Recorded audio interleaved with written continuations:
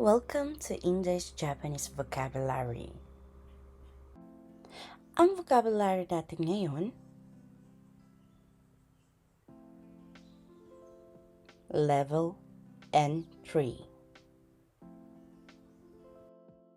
So, go na po tayo, Joshi-san. Yoroshiku onegai shimasu. Yung una po natin pong vocabulary is Ate Inday, Po? gumen po. Pwedeng pa-zoom lang po ng konti yung kanji daw po. Kasi hindi daw po makita sa nila yung mga nasa Ay, no, loob. na-zoom po. Hay, na-zoom po. Yan. Sige, salamat po Ate Inday. Nakikita po. Tayo ka na. Oo, kaya rin natattara dekiru niya. Siguro nung isang araw, hindi lang po siya hindi nakikinig sa aking kamay. Hi, Joshi-san! Maaari po kayo mag-unmute? Ay, nabisi po siguro si Joshi-san. Daijoubu ka na? Hindi pa po nagre-respond si Joshi-san. So, Kabuwak-san, maaari po kayo mag-unmute? Yoroshiku onegaishimasu. Yoroshiku onegaishimasu. So, dito po tayo sa first vocabulary po natin. Sagasu. Sagasu. Searching or looking for a job. So, maghanap po. Ano po? So, ang topic natin today is about sa trabaho. Kaya tama po yung sinasabi niyo po na looking for a job. Hi. Diba? Shigoto, sagas. Ay, oo nga pala po. Meron po kayong libro. Kaya pala lagi kayo mabilis sumagot. Hi. Basahin niyo po or babasahin ko po? Shigoto o sagasu. Hi. Ginawa po siyang Taglish. Maghanap ng trabaho. Hi, maghanap ng trabaho. So, next po, pag maghahanap po tayo ng trabaho, ano po ang kailangan natin? Resume or CV. It's Riksho. Direksyon is. Hi. Ang direksyon is, Resume. kaya naman po, curriculum, or meron pong iba po yata pong vitae po ba? Opo, curriculum vitae or Oh. CV. Curriculum vitae. Oh. Natututo rin si Inday mag-English. Nanonusblit kasi talaga sa English. Hi. So, pag sinabi pong direksyon kaku, Magsulat ng resume. so, magsulat ng resume. Akala niyo po nababasa rin ni Kabuwaksang ang ang Tagalog kasi may book po siya, pero ito pong Tagalog po, wala po yan po sa book kasi original ko po yan. Ano po, guys? Opo, wala po yan sa book. So, nahulaan ako yung isinusulat kang galing naman. Hi, dapat sige na vocabulary ikimasho. Minsetsu. Interview. Opo, interview po. So, next po natin, pag sinabi pong mensetsu o suru. Minsetsu suru. Interview. Magpa-interview. So, magpa-interview po. Ano po? Hi, dapat sige ikimasho. Jugyoin. Hi, jugyoin. Ano po ang jugyoin? Worker or staff. Hi, worker, staff, empleyado. Hi. Pag sinabi pong hotel no jugyoin, Empleyado ng hotel. ng hotel or, opo, ng hotel. Hi. Let's sige ikimashou. Ano po ang nakama? Nakama is, colleagues. Shigoto, nakama. Medyo, po. Alam niyo po ang word na nakayoshi. Opo. Yung nakayoshi po, ginagamitan po nitong naka na ito. So, ibig po sabihin, close sila. I see. Hi, so, Fellow work. so des, shigoto nakama. Pag sinabi pong shigoto nakama, fellow, Workers. so fellow worker po siya. Hi.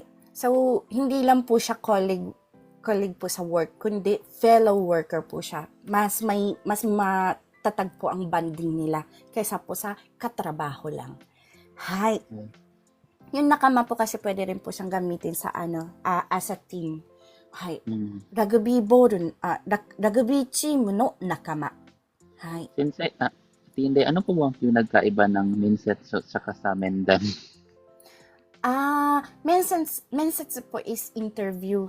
Mendan po, ano nga po ba yung tawag sa ano? Parang po nag-sodan po. Sodan? Hai. Ah, Hai. mm. はい。では、本日、今回はここまでですね。かぶわきさん、ありがとうございます。また、ありがとうございます。後ほどよろしくお願いします。こちらこそよろしくお願いします。ありがとうございます. Hi, so balikan po natin si Joshi-san. Joshi-san, maaari na po kayo unmute. よろしくお願いします。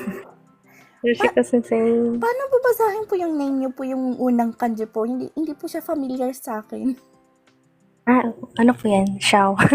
Xiao. Xiao. Chinese name po. Paano po basahin po? So, kung Chinese name po, baka po iba po yung, basa po. Xiao, ano po? Bali, ano po dyan? Miss Xiao. Miss Xiao. Ay, yung Joshi, yung onna ni, Bushi no Shi is Okay. Miss. May lahi po kayong Chinese? Ala. So, okay po. So, Miss Xiao po ang tawag ko sa inyo. Yoroshiku onegaishimasu. Hi. Dito po tayo sa una niyong vocabulary pong i-recite. Hi. Kyuryo. Hi. Kyuryo means? Kyuryo. Basic salary. Hi. So, desu. Basic salary. Hi. Basic salary po. Ano po siya? Wala pa po dyan po yung mga, ang mga, allowances. OT, ganun. So des. Guys, kung naalala niyo po yung mga sumasali po, simula pa lang po sa class ko po, yung Kyuryo at saka Kyuyo, magkaiba po sila po. Ano po, pag sinabi pong Kyuryo, yun po yung basic salary. Yun na pag-usapan niyo po sa kontrata na basic salary po. Pwera pa po dun po yung mga zangyo, mga teate po. Ano po, pag sinabi pong Kyuyo, ito po, Kyuyo. Pag sinabi pong Kyuyo, yun naman po yung sweldo na kasama, including teate, zangyo, at iba pa pong mga allowances po. Ano po, yung po ang pagkakaiba po nila. Kaya sa payslip nyo po, laging nakasulat, kapag hindi lang po basic salary po yung natatanggap nyo, nakasulat po doon Kyuyo, hindi po Kyuryo. Hi! Yan po ang pagkakaiba po nila po. Ano po? So, go na po tayo sa sunod. GQ. GQ. GQ. Hi, ano po siya, GQ? Ano pong pagkakaintindi niyo po?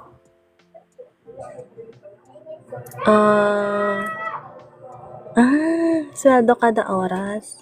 Yung per hour po natin po, ano po? Hi. Yung per So, halimbawa, Miss Xiao, magkano ang GQ mo?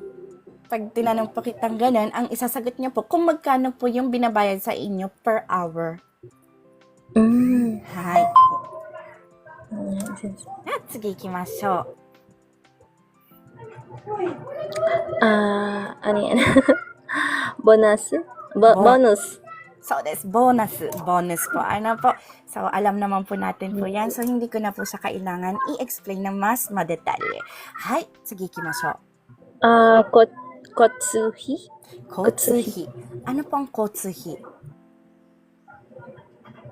Nakalimutan ko, sensei. Daijoubu. Transportation fee. Hi, transportation fee po. Yung kotsu is transport po. Ano po? Transport. Pag linagyan po ng fee na po siya. Fee. Hi, transportation fee.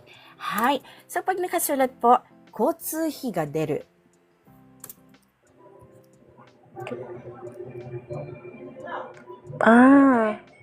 Palalabsan ng transportation. Okay. Apo. Hi. Kotsu fee ga deru. Palalabsan ng transportation fee. Sino maglalabas? Yung company. Apo. Hindi lang po niya minention. Pero, understood na po dito na yung nag-hire po sa inyo ang magpapalabas ng inyong transportation fee po. Ano po? Hi. Apo. Last po natin. Kinmo. Kimmu. Trabaho. Hi. Kimmu jikan. Work hour. So, this work hour o kaya naman oras ng trabaho sa Tagalog. Oras ng trabaho. Hi. Arigatou gozaimasu. Maraming salamat po. Arigato gozaimasu.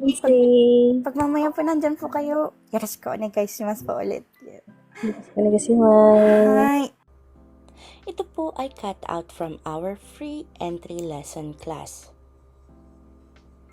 Sa taong 2025, may free entry lesson class po tayo sa TikTok tuwing MWF at 8 p.m.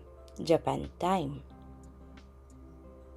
Kung nais nyo pong sumali, maaari nyo po akong hanapin sa pangalang Inday in Japan o @Inday in JP. Please follow me and stalk me sa mga araw at oras na aking nabanggit. Thank you for watching and please continue supporting me, follow me, and share my videos for more contents. Maraming salamat po. Hanggang sa muli.